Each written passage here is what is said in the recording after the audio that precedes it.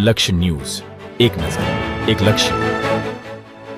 ડભોઈ પંથકમાં રામનવમીની ભારે ઉત્સાહપૂર્વક થઈ ઉજવણી તો બીજી બાજુ આજે ભારતીય જનતા પાર્ટીનો પણ સ્થાપના દિન જોગાનુજોગ બનેલ સહયોગને પગલે ભારતીય જનતા પાર્ટીના આજે સ્થાપના દિન હોય ડભોઈ ધારાસભ્ય શૈલેષભાઈ મહેતા સહિત ભાજપ સંગઠન દ્વારા રામજી મંદિર દર્શન કર્યા બાદ મંદિર ખાતે છાસ વિતરણ કરી ભાજપ કાર્યાલય ખાતે પક્ષનો ઝંડો લહેરાવી ઉજવણી કરી।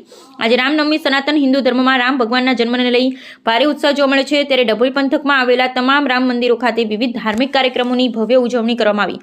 જોકે આજે રામનવમી સાથે સાથે ભગવાન સ્વામિનારાયણના પ્રાગટ્ય દિન, સાંઈબાબા પ્રાગટ્ય दिन, ભારતીય જનતા પાર્ટીનો સ્થાપના દિન તમામ એક સાથે હોય ડભોઈ ખાતે ભારતીય જનતા પાર્ટી દ્વારા વિવિધ કાર્યક્રમો સાથે સ્થાપના દિનની ઉજવણી કરી।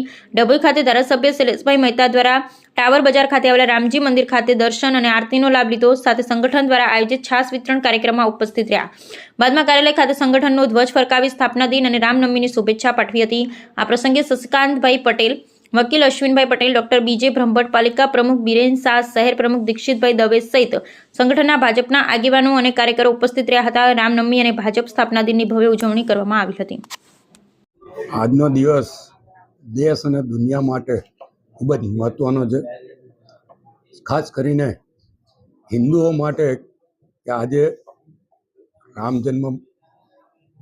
રામનવમીની સાથે સાથે સાંઈ બાબાનો પણ જન્મદિવસ અને સાથે ભગવાન સ્વામિનારાયણનો જન્મદિવસ, આવા ત્રિવેણી સંગમની સાથે ભારતીય જનતા પક્ષનો આજે સ્થાપના દિવસ, દેશની અને વિશ્વની સૌથી મોટી પાર્ટી એ ભારતીય જનતા પાર્ટી, એનો આજે 46મો સ્થાપના દિવસ છે। 45 વર્ષ પૂરા કરી પાર્ટી 46 વર્ષમાં પ્રવેશ કરી રહી છે, ત્યારે હું આપના મારફત તમામ નગરજનોને સ્થાપના દિવસની શુભેચ્છા, રામ જન્મદિવસની શુભેચ્છા, સાથે ભગવાન સ્વામિનારાયણના જન્મદિવસની શુભેચ્છા અને સાંઈ બાબાના જન્મદિવસની શુભેચ્છા પાઠવું છું।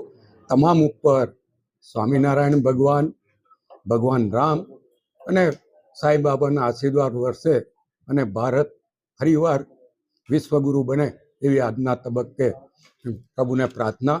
અને આજનો દિવસ 46મા સ્થાપના દિવસે તમામ ભારતીય જનતા પક્ષના કાર્યકરોને ખૂબ ખૂબ અભિનંદન, શુભેચ્છા।